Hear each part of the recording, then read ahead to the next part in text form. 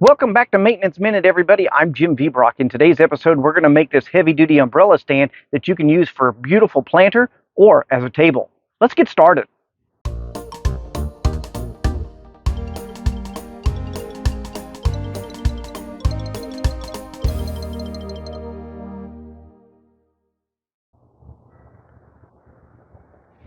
You know, there's nothing better after working on the house all day than to sit down on the deck and enjoy a nice cold beverage. One thing that's a problem, though, is sometimes the deck's too hot due to the direct sunlight. So we all go buy these neat market umbrellas. The problem is, due to shipping costs, the manufacturer has what I consider to be a wimpy base for the market umbrella. So today we're going to build a good sturdy base, and we're going to add a neat touch to it. We're going to add a flower box to it to make it attractive as well as functional. So let's go look at some of the different pots you might want to use to make this happen. Before we select the pot, we need to talk about the umbrella that we're going to try and weigh down. The project that I'm working on today is a 16-foot cantilevered umbrella. That's a big umbrella, and it's going to need nearly 200 pounds of weight to hold it down in a light wind situation. The umbrella you're working with may not be near that big. In fact, a standard 5-foot umbrella like this may only need 60 to 80 pounds. So consult with your manufacturer to see how much weight they recommend and adjust the formulas we're going to talk about today accordingly. Okay, let's select a pot that you might want to use to put this in. Now, you could make your own pot if you wanted to, but we chose for simplicity to go with a commercially available pot for our market umbrella. So there's a couple of things that you might want to think about as you choose what pot you want. The whole idea of the base is to hold the umbrella down in a light wind situation. And that's going to be best used if you have a big footprint for that to sit on. So keep in mind, we're going to be mixing nearly 200 pounds of concrete into one of these vases. So we need to select the vase properly. I think a vase like this, although it's beautiful, is not going to work very well because it has a very small footprint. The next kind is the same problem, although you could have this one and be able to roll this around relatively easy, but it's the ability to roll it around that I think makes it a problem. So then you start to get into a wider footprint, and that makes for a better vase. So even you can get a beautiful one like this, but this is still going to be very easy for me to knock over. So what we chose was basically a half barrel. This thing has a very large base on it, and the sides are pretty much straight up and down, and it's ornate to look at. It is a rosin plastic of some kind. This will last forever, and we're going to put concrete in it, so that will last forever. This is going to outlive your umbrella by a long ways. Plus, having the heavy base at it is going to allow us to put all of the concrete and weight at the bottom and leave us about 6 to 8 inches at the top to put potting soil and beautiful greenery coming out of it. So let's start putting our project together by cutting some pipe.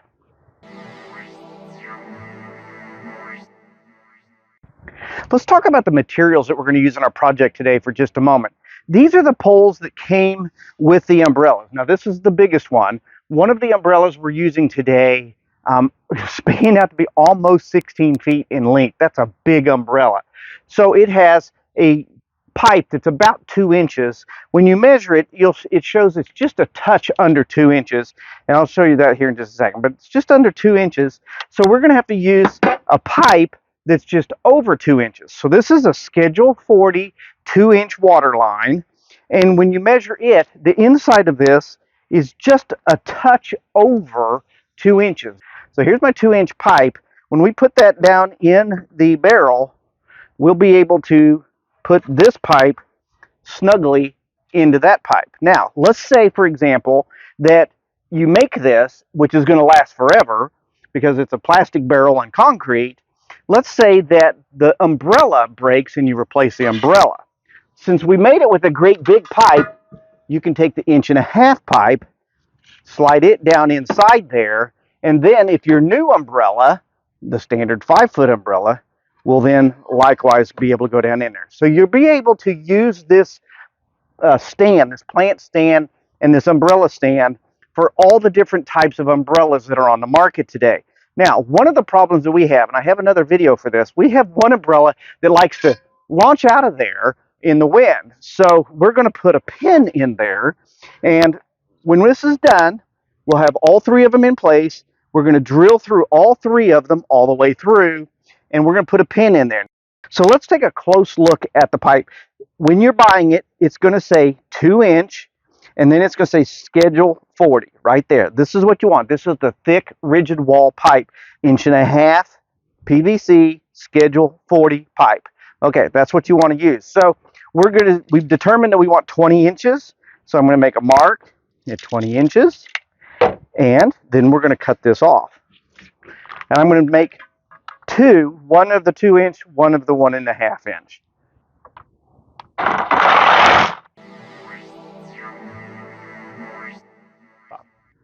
Before we start mixing the concrete, there's a couple things we need to talk about and think about. Number one is, where's the rainwater going to go that hits this barrel? So we're going to have this pipe down in here, and water's going to get in this pipe, and we don't want water getting down in here and freezing, because it would then bust the concrete, believe it or not.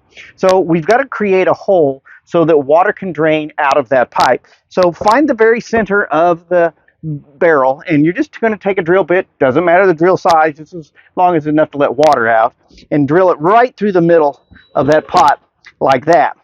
Now we have a place for that water to go. Now you can drill holes in the bottom of the pot if you want to, but it won't serve any purpose because the concrete is going to completely fill this pot. We are going to drill holes in the side of the pot to let some water weep out where the dirt's going to be. So we need to figure out where this is going to go. So we've put the hole in the very center, and I'm just going to take my pipe and I'm going to eyeball it. As I look down in there, I can see that hole down at the bottom. So I just want to keep that centered up in my pipe. Then I'm going to take these 2-inch drywall screws. They can be any kind of screws that you have. I'm just using these because I love the aggressive thread on them. And then there's a lot of plastic at the bottom of this for support.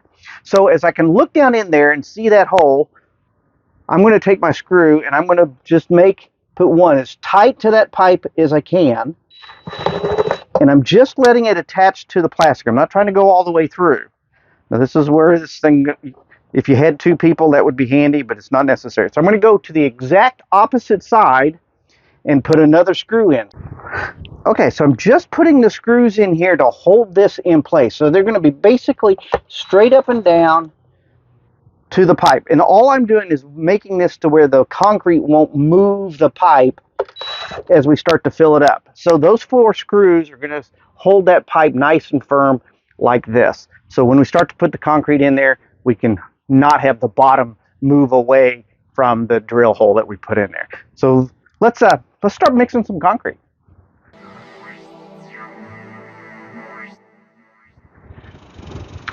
Before we mix the concrete, let's talk about some ways to mix the concrete. I've seen some of these videos where they just put water in the bucket and then they pour the concrete directly in there.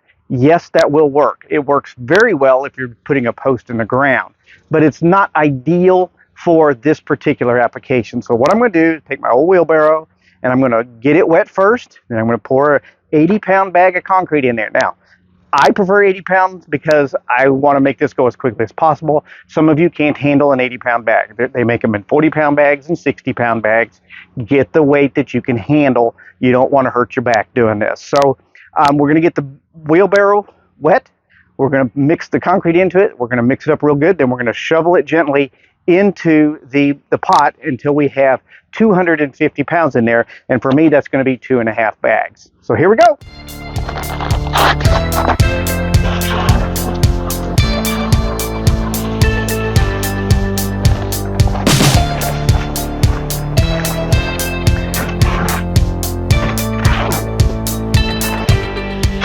The temptation with concrete is to put a lot of water in it because it's easier to handle when you do. But you want to make it as dry as you can because it'll set up better. So this is about right. And I'm going to just drop it in the bucket. And I'm going to try to drop it in there to where it doesn't knock that pot or that post out of where it's supposed to be. So nice and easy. Now I've got 2 full bags in there. I got a half a bag to go, but I want to just kind of go along through here with my shovel and just work this down, work any voids out of it while I've got it. It's also going to bring a little bit of water to the top, and that grayish green stuff is called slip, and that's kind of important stuff. So we're going to get that work down in there. Now you can tell that the screws that we put in there are holding that pipe. As I look down in there, I can still see that hole in the very center of that pipe. So the pipe's doing great. Got a half a bag to go, then we're going to finish the top. Okay, the concrete's been in there for about 20 minutes now, and I'm going to go ahead and drill the holes in here to let some of the excess water get off the top of this. Keep in mind when you're pouring a patio or something, water can leach out into the ground from the bottom, so it will cure way faster than what this is going to cure. Because this is a plastic bucket, the water has no place to go, so it has to evaporate out of here. So you're going to have to let this sit for 2, maybe 3 days before it's fully cured enough to where you can move it without fracturing and breaking it.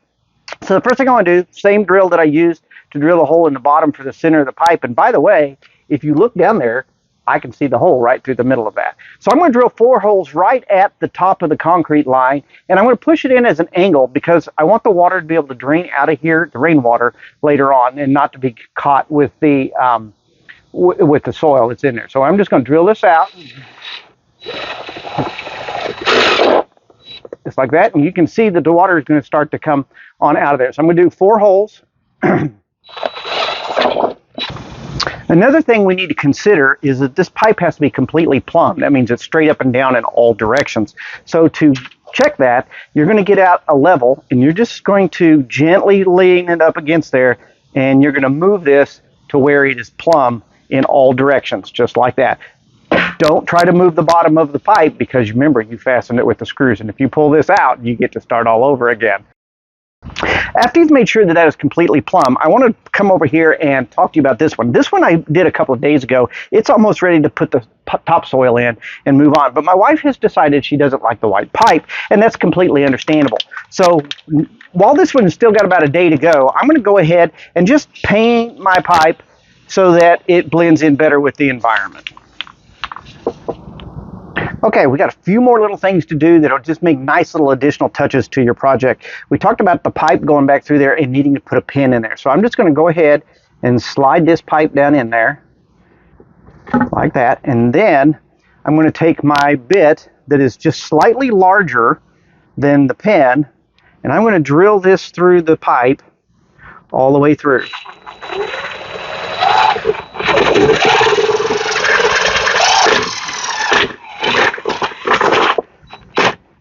Now, the reason I used a long bit is so that I can do a straight line all the way through.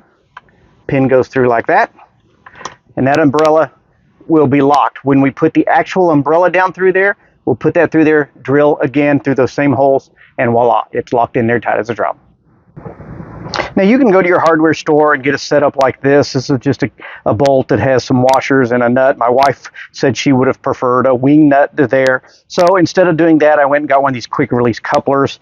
You can find these at your farm supply stores or at your big box lumber yard of some kind. I call them hitch pins. I'm sure they have an actual name, but they're going to be really great because they just slide right through like that. And if it was a storm and you needed to get that unhooked quickly, you could do that real easily. And now the umbrella is ready to come out.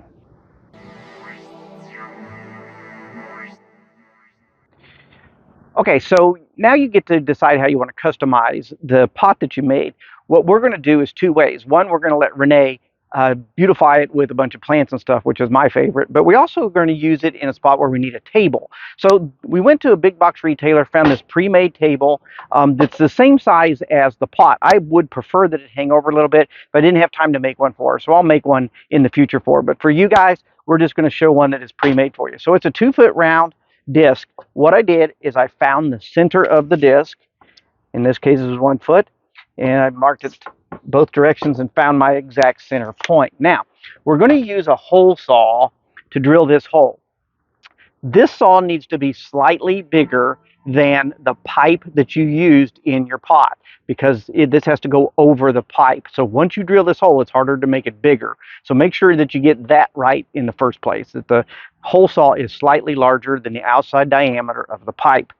This will have a pilot bit right in the middle, and we're going to put that pilot bit right on the X that we created. We're going to go down through there until the pilot bit comes out the other side.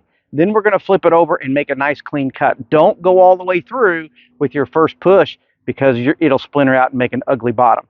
So I'm going to be very careful here, and I'm going to place it And I'm going to make sure that that doesn't go through my glass table. That would be embarrassing. But I lined up my pilot hole right on the X, and we're going to start working our way down through there. So here we go.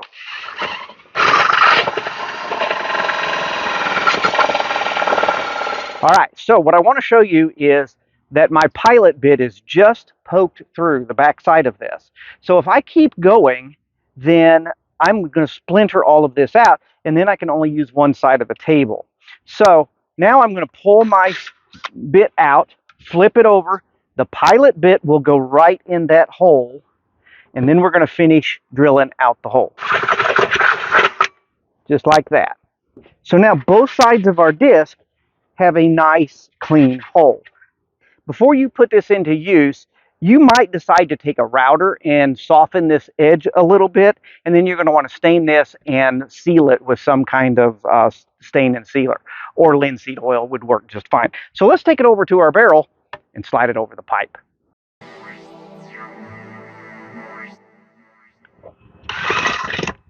Okay, so I just got the hole drilled in that, so that's all going to go together. We're going to simply take our tabletop that we made. We're going to set it down over top of it like that. We're going to put our pin in like this, and now we're ready to put the umbrella on the top. There you go.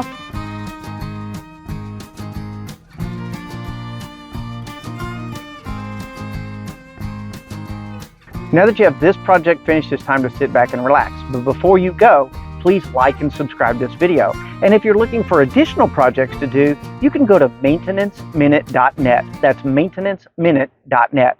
Thanks for watching my video. Are you interested in woodworking or home repair? If so, please look at maintenanceminute.net. Hi, I'm Jim V. Brock, and I'm the host of Maintenance Minute. From my website, you can watch videos on how to build a variety of arts and crafts projects, full-on woodworking builds, and home repair and remodeling tips too. We recently added an archive section where you can see over 40 years of projects that I have built. Please take a moment and visit maintenanceminute.net.